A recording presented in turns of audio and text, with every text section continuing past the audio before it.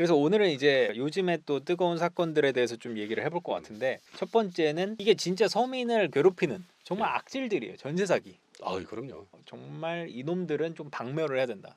삶의 이거 근본을 네, 무너뜨리잖아요. 정말 주거에 대해서 이렇게 사기를 쳐가지고 예, 보증금 하나까지 다 날려먹게 하는 이들에 대해서 요즘 기사도 많이 나오고 피해 액수도 어마어마하게 커요. 엄청나죠. 예, 그래서 이거에 대해서는 어떻게 보시는지 중요경제 범죄조사단에서도 이 사건을 수사한 적이 있나요? 우리가 뭐 기획을 해서 다른 예, 부서처럼 그렇게 하는 게 아니고 일단은 고소 들어온 사건 중에서 좀 악성 그런 사건들만 하는 거거든요. 예. 그러니까는 뭐 전세 사기 관련해서 복잡하고 어려운 사건인 경우는 저희한테 배당되면 저희들이 처리를 하고 이제 그렇게 되는 거죠. 그러니까 전체 검찰에서 이거는 좀 너무 복잡한데요. 그러면 중요경제 범죄조사단으로 넘기자라고 해서 아예 이제 처음 그때 배당할 때부터 막 몇천 페이지 되는 사건은 배당권자가 이제 저희한테 네. 답 주죠. 이거를 딱딱 이제 우리 보면은 딱 읽어보면은 이제 딱 그 맥이 보이잖아요. 용한 네. 한의사가 맥을 잘 짚듯이 쭉 보면은 워낙 많이 해봤기 때문에 예. 저희 눈에 쉽게 보이는데 또 예. 경험 적은 또 검사들한테는 좀 어, 어렵게 되고 예. 그렇죠. 그래서 그런 사건도 수사를 해보셨는데 어떤가요? 정말 피해 금액이나 피해자들을 보면은 좀 어떤 생각이 드셨는지 뭐 관련해서 얘기를 해보신다면 어떨까요? 주로 이제 요새 되는 게 이제 깡통 전세. 예. 그야말로 어렵게 월세 살다가 진짜 힘들게 이제 전세로 들어갔는데 네. 깡통 사기 이제 네. 사기단에 걸려가지고 돈 다 날리고 뭐 이런 네. 경우도 있고 그다음에 권리 관계를 잘 몰라서 예를 들어서 우리가 임대차 보호법에 따르면 전입 신고하고 확정 일자를 받으면 그 효력 네. 발생은 그 다음 날 0시부터 발생을 하는데 그렇죠. 근데 근저당권은 설정한 당일날 발생하거든요. 예. 하루가 밀리기 때문에 그 평생 일구어서 마련했던 전세 보증금 1억 원을 예. 또 이렇게 날린 실제 사건도 있었고요. 그런 어떤 경우가 진짜 많은 것 같아요. 이게 동시에 근저당권도 설정하고 그런 같은 날 전세 하면은 하면은 하면은 하루가 밀리거든요. 전세가 하루가 밀리거든요. 그래서 그 먼저 이 설정한 거는 이제 딱 쏙 빼가고 그런 자기 임대 방식을 보증금을 보호를 못 받죠. 그러니까 그런 경우는 이제 임대차 계약서에 바로 설정을 못 하도록 그렇게 특약사항을 넣어야 되죠. 근데 그렇게 아무리 계약을 해도 어차피 그놈들은 사기를 치고 돈을 가져가고 예. 그리고 어차피 계약서나 이런 걸 지킬 의도가 전혀 없는 놈들인데. 그렇죠. 예. 처음부터 지킬 의도가 없기 때문에 예. 시원하게 하죠. 시원하게 예, 써주죠. 시원해. 원래 이 차용증 같은 것도 사기꾼들은 시원하게 써주거든요. 뭐 구체적으로 잘 안 따져요. 그냥 예. 해달라는 대로 다 해주죠. 그리고 어차피- 심지어는 더 믿게 하려고 공증까지 어. 해주죠. 사람들은 공증하면은 야 이건 확실하다고 예, 믿는데 확실한 그것도 돈이다. 돈 없으면 다 휴지 조각이거든. 예. 근저당권 설정이 뭐 하루냐 뒤냐 뭐 이런 것에 대해서 좀 뭐 그게 의미는 있겠지만 사실 더 큰 문제는 이 사기꾼을 어차피 계약하면서 그것도 큰 의미는 없다. 어차피 더군다나 돈- 이제 전세 보증금 반환 그 보증 보험까지 들어있는 경우는 예. 이제 국가 세금이 세는 거죠. 예, 그 예. 보증 거기에서 이제 물어줘야 되니까. 물어줘야 되니까 예. 그게 한 달에 한 1,000억씩 지금 물어주고 있다는데요. 심각합니다. 세금이 줄줄줄 새는 예. 겁니다. 그들을 지금 잡아야 되는데 어떻게 되고 있나요?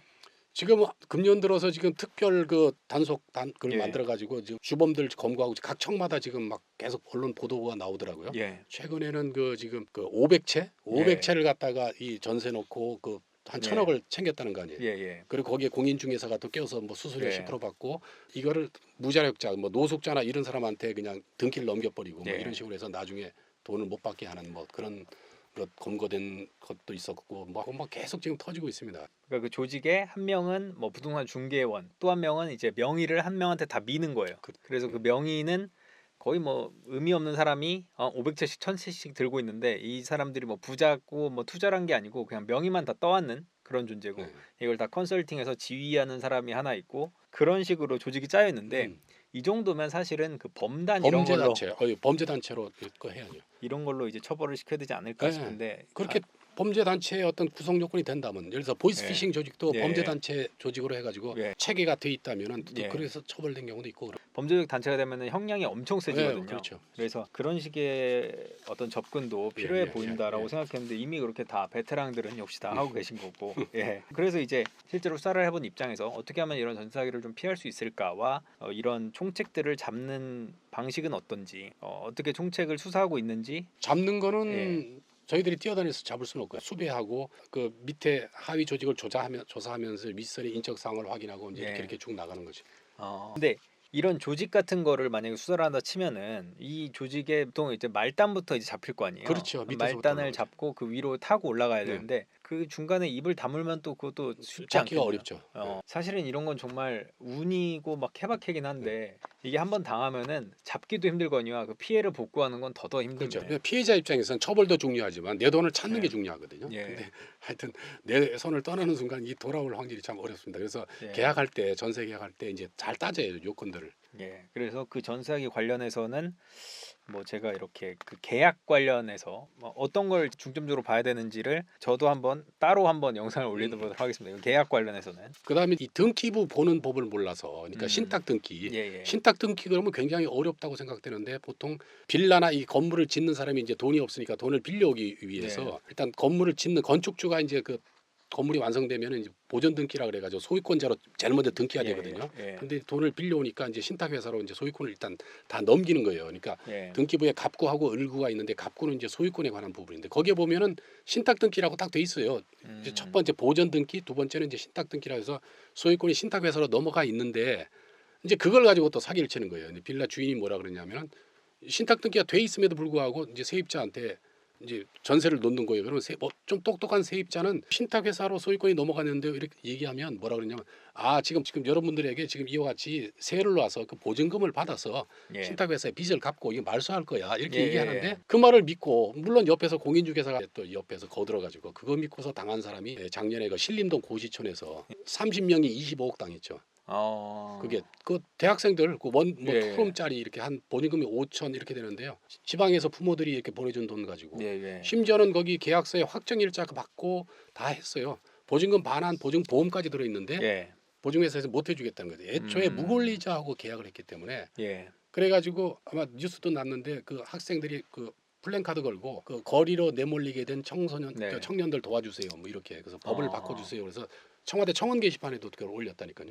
어떻게 법을 바꿔달라는 바꿀 거예요? 수가 없죠. 그 법에 자기네들이 기본적으로 지켜야 될 걸 못했는데 부동산 임대차 보호법을 예. 뭐 저걸 뭐 이렇게 해달라는 거지. 근데 아. 그건 법적인 문제라 기본적으로 한 5분이면은 등기부 보는 법을 알 수가 있는데 그거조차 예. 교육이 안 돼 있어가지고 이제 예. 그렇게 당한 거죠. 그거 정도는 우리가 인터넷 가장- 검색이나 그렇죠. 그거를 통해 배울 필요가 있다. 예. 그 다음에 이제 하는 게 이제 집주인이 이제 세금 체납하는 경우. 예. 여기 최근에 유퀴즈에도 저 앞전에 예.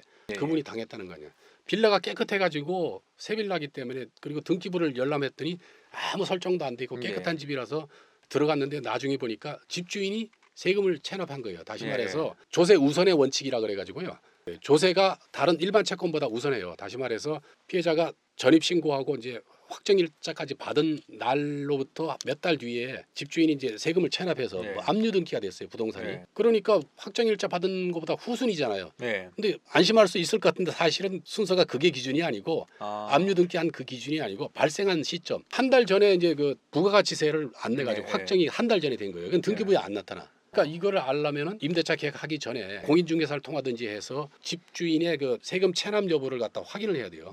그걸 받아야 되는데 예. 그걸 못 해가지고 금년 1월 달부터 7월까지만 하더라도 예. 한 100안건이 발생해서 122억이 순위가 어. 밀려서 전세 보증금 다 날린 사람들이 있습니다. 예. 그래서 최근에 뭐 국토부 장관이 이건 문제다 그래가지고 의무적으로 그걸 하도록 하는 뭐 예. 그런 걸로 이제 시스템을 바꾸겠다고 하던데 아직까지 돼 있는 건 아니니까. 그러니까 의무적으로 그거를 알려주도록. 네, 예. 항상 세 들어갈 때는 집주인이 세금 체납한 게 있는지 확인을 해야 돼요. 근데 등기부에 그것까지는 하기 어렵지 않을까요? 어렵죠. 네. 근데 그러니까 사람들이 잘 몰라요.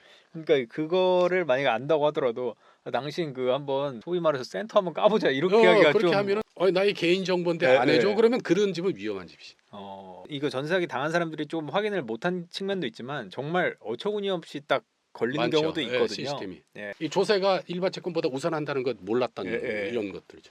그래서 요즘은 그냥 이 전세사기를 당했던 분들은 그냥 월세 사는 게 마음 편할 수도 그렇죠, 있겠다라고 그렇죠. 할 정도로 정말 전세사기가 많습니다. 요약을 해보자면 뭐를 일단 전세 계약을 하려면 일단 등기부상의 소유자하고 지금 주인이라고 주장하는 사람하고 같은지를 확인해야죠. 근데 요새는 옛날 같으면 그 일일이 뭐 등기소 갈 필요 없이 네이버에 들어가서 인터넷 등기소라고 치면 예. 그냥 폰으로 아니면 컴퓨터로 확인이 되거든요. 확인하는데 예. 700원, 종이로 출력하는데 1,000원이에요. 누구나 인증서만 있으면 누구 거라도 다 확인이 예. 되거든요. 그래, 근데 같은지를 확인했는데 이거를 그냥 당일에 또 바꿔버리는 사람도 있더라고요. 사기죄로 그건 바로 처벌될 어. 수가 있으니까. 그러니까 참 요즘 이렇게 그냥 아예 대놓고 노리고 어차피 뭐 배째라 하는 배째라는 경우도 있고 이래서 정말 조심은 해야 되지만 뭐 완벽하게 피하는 방법이 있다고는 말하기는 좀 그렇죠. 어려워. 최대한 할 수 있는 데까지는 해야죠. 할 수 있는 데까지는 해봐야 된다. 그래서 이런 조직에 대한 수사도 검찰에서는 계속 하고 있는 것 같아서 제가 보니까 뭐 전세 사기범, 무더기 검거라든가 뭐 총책 검거 이런 기사들은 좀 있더라고요. 네.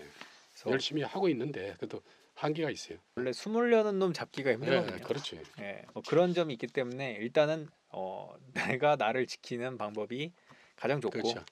나중에 이게 유리잔이 깨진 다음에 다시 붙이려고 하면 너무 힘들거든요. 이거 돈 진짜 찾으려면은 거의 불가능하다 싶은 거라고 보거든요. 그래서 일단은 사건이 일어나기 전에 내가 먼저 주의를 해야 된다. 그리고 그거에 대한 방책으로 뭐 특약사항 등등을 넣어도 그것도 또 미꾸라지처럼 다 빠져나가는 경우도 있으니까. 그렇죠.